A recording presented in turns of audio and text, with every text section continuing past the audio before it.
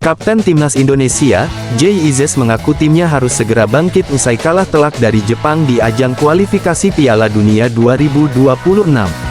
Timnas Indonesia kalah 0-4 saat menantang Samurai Biru di Stadion Utama Gelora Bung Karno, Jakarta, Jumat tanggal 15 November tahun 2024. Kekalahan ini membuat skuad Garuda makin terbenam di ronde ketiga grup C kualifikasi Piala Dunia 2026. Timnas Indonesia jadi juru kunci dengan catatan 3 poin dari 5 laga. Ini jadi kekalahan kedua secara beruntun bagi skuad Garuda. Jay Izzes selaku kapten tim mengaku sangat kecewa dengan kekalahan lawan Samurai Biru. Bek yang membela Venezia FC tersebut mengingatkan Timnas Indonesia harus segera bangkit di laga berikutnya. Pada laga berikutnya, Timnas Indonesia bakal menghadapi Arab Saudi. Tentu kami sangat kecewa setelah menghadapi lawan yang begitu kuat ini, ujar Jay Izzes dilansir bolasport.com dari antaranews.com. Tapi ini bukan tentang hasil lagi karena kami harus segera bangkit, kata Izzes setelah pertandingan. Jay Izzes mengingatkan bahwa tim Merah Putih tidak akan menyerah. Timnas Indonesia dipastikan tidak akan kehilangan harapan untuk berbicara banyak di ajang kualifikasi Piala Dunia 2026. Kami tidak pernah menyerah, ujar Jay Izzes.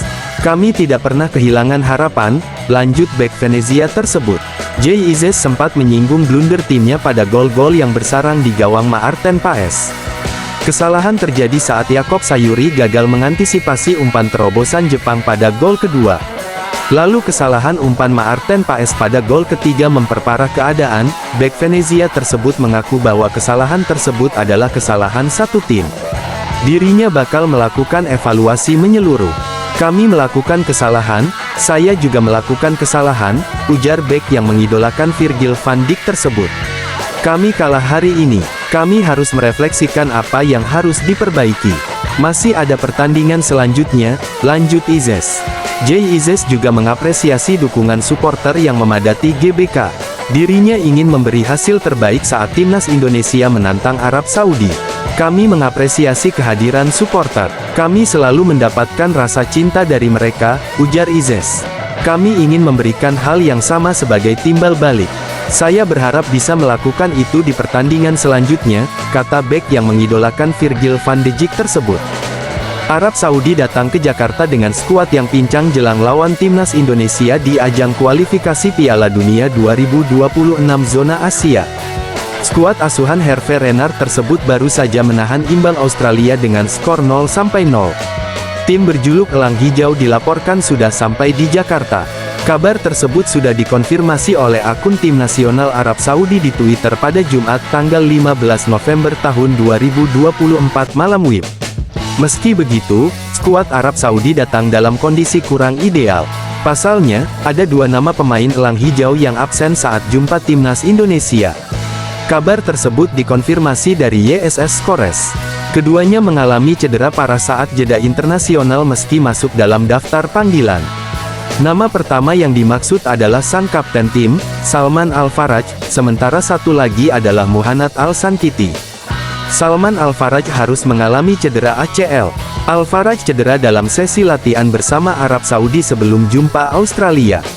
Sementara Al-Sankiti mengalami cedera otot paha anterior. Cedera tersebut didapatkan pada sesi latihan Selasa tanggal 12 November tahun 2024. Al-Faraj mengalami robekan ligamen cruciatum saat latihan Falcons kemarin, tulis YSS Kores. Sementara Muhannad Al-Sankiti mengalami robekan pada otot paha anterior saat latihan hari Selasa, lanjutnya.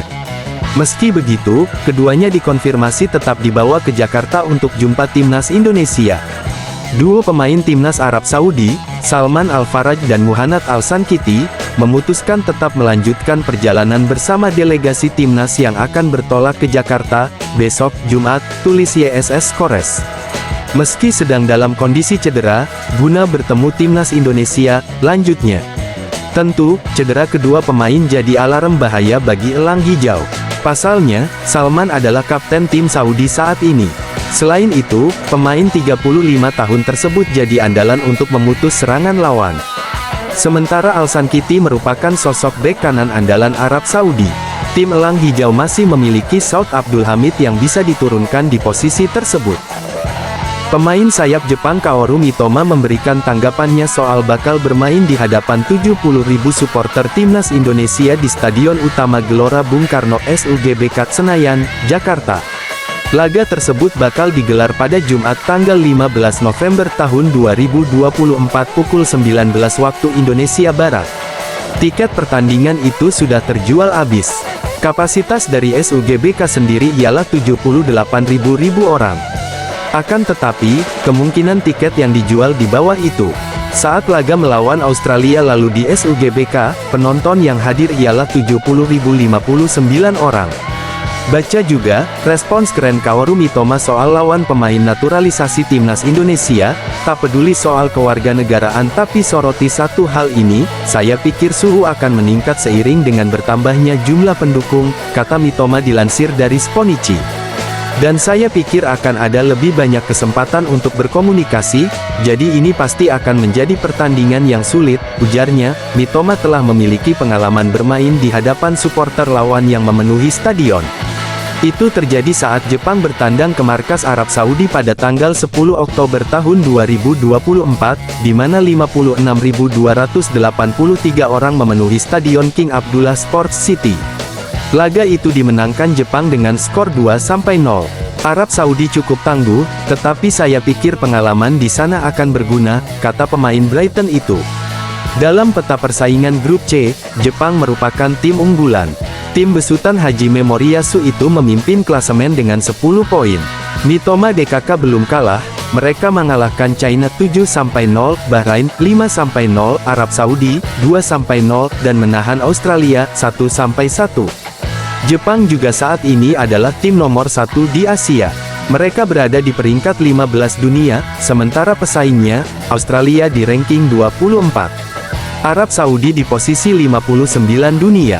Bahrain berada di peringkat 76 dunia. China di posisi 92 dunia. Sementara timnas Indonesia berada di peringkat 130 dunia. Tim nasional sepak bola Indonesia akan menjamu tim nasional Jepang dalam rangka lanjutan grup C ronde ketiga kualifikasi Piala Dunia 2026 pada Jumat tanggal 15 November tahun 2024 mendatang. Sebagian besar pecinta sepak bola tanah air pun mulai memberikan gambaran dan prediksi terhadap pertandingan tersebut. Dalam tayangan YouTube channel Henry Satrio berjudul, Supporter Prediksi Timnas Menang Tipis Atas Jepang, misalnya, sebagian masyarakat meyakini bahwa Timnas Indonesia bisa unggul dari Jepang.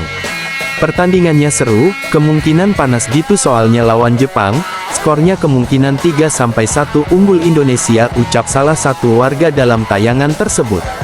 Pastinya akan menang Indonesia, mungkin skornya 2-3 unggul Indonesia, ujar warga lainnya.